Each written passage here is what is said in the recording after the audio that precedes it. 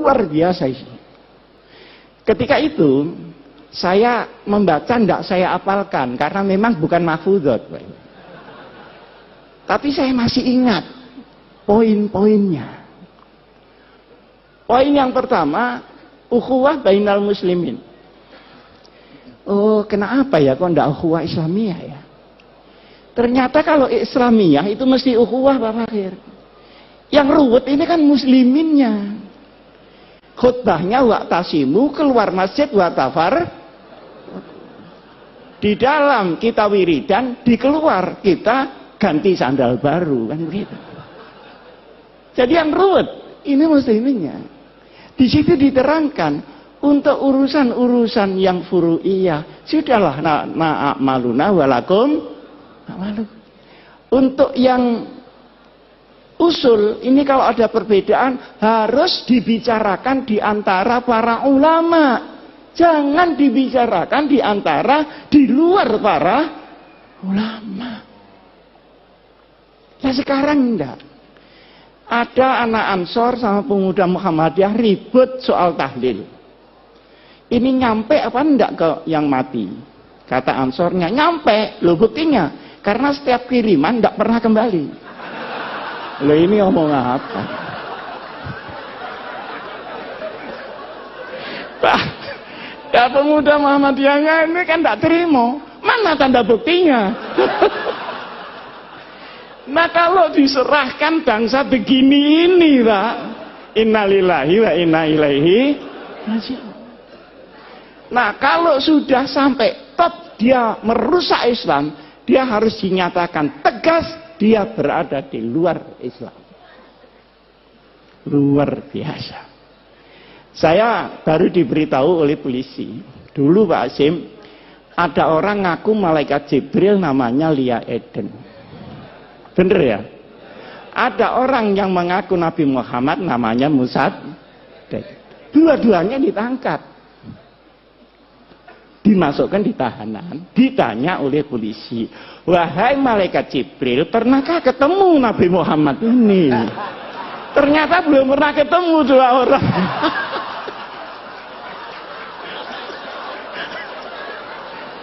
Lah kalau sudah sampai ini Pak, ya sudah, harus tegas, tidak usah ragu-ragu. Saya juga menyampaikan sama Al-Mukarram, Bapak Menteri Agama, sudah jangan ragu, katakan itu bukan Islam.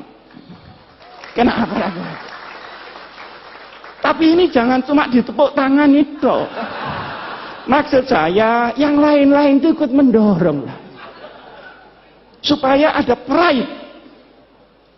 Karena yang menghadang pun juga sangat banyak. Yang kedua, ukhuwah bainal adyan. Mana yang bisa dikerjasamakan dengan luar Islam, mana yang tidak. Itu jelas sekali. Sehingga rahmatan lil alamin memang melampaui rahmatan lil muslimin. Urusan yang tidak syariah sudah. Bikin got bareng, bangunan, tidak apa-apa. Tapi kalau urusan yang syarak, yang akidah, ya lakum dinukum, itu ada tuntunannya Pak. Dan itu disusun langsung Rasulullah Shallallahu Alaihi Wasallam. Nah sekarang ini kalau benci kelewat benci, tidak membedakan mana asyaduhum adawatan atau akrobahum mawaddatan, zimmi dan harbi disamakan. Tapi kalau sudah kadung kepingin demokrasi, tahlilan di gereja, itu kurang tempat apa bagaimana?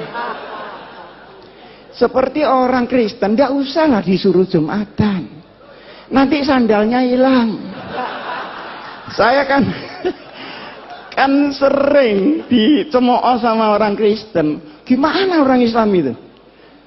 Uang ibadah kok sandalnya hilang? Ya mesti saja karena sandalnya tidak dipakai. Nah sampeyan sepatunya dipakai. Jadi yang hilang ya tidak sepatunya, tapi sepeda motornya yang di luar itu yang hilang.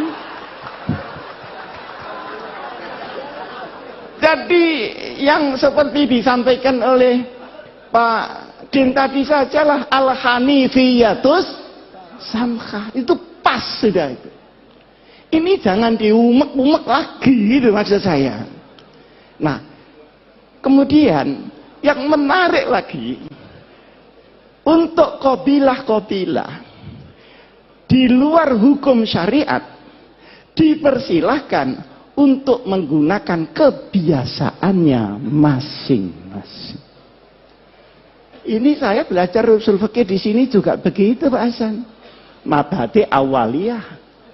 Itu belum mabadi akhiriyah loh. Masih mabadi awaliyah, tetap kunci. Karena itu digawa diintil-intil tak garut apa-apa kunci. Bab mabadi awaliyah. Di situ kan ada al-aqdah muhakkamah. Tapi yang muhakkamah yang bagaimana? Tentu yang tidak khilafis syar'i. Ma warada fi syar'i mutlaqan wala dhabita lahu wala fil lughah yurja'u ilal 'urf. Berarti ada status di dalam adat sepanjang dia menjadi al-'urf yang tidak muta'arif. Ini kan sangat jelas. Nah, sekarang ini semua diubah. Yang lunak terlalu lunak, yang keras kekerasan. Semua yang lain dirinya dibilang kafir, masuk neraka. Neraka, semua masuk neraka. Surganya cuma dia aja. Lu kok tidak takut masuk surga sendirian? Yang arduhat samawatu wal. Gini-gini ini bagaimana? Nah, ada lagi yang kita merasa bahwa itu bukan Islam, seringkali ya, tetapi sesungguhnya itu pilar di dalam Islam, adalah kepastian hukum. Innallaha ya'murukum an tu'addul amanati ila ahliha. Tu'addul amanati ini untuk Pak Hidayat Nur Wahid. Untuk politisi-politisi supaya membawa amanat rakyat. Jangan 5 tahun sekali datang ke rakyat terus nggak tahu lagi, menunggu 5 tahun lagi. Ini yang nggak tepu, ini mesti pendaftar. Nah, kalau idza hakamtum, ingat bainan nas bukan bainal muslimin, antahkumu bil adl. Penegakan hukum ini harus sama rata sama rasa. Nah, sekarang di Indonesia kan tidak. Hukum naik susah, ke bawah kena. Pajak naik sulit, turun gampang. Akhirnya yang kena yang kecil-kecil. Jadi kepastian hukum. Jadi inti dari hukum adalah al-adalah. Inti daripada politik adalah al-amanah. Kalau dua ini hilang, maka hukum akan menjadi cerita. Dan politik akan menjadi akumulasi kekuatan saja.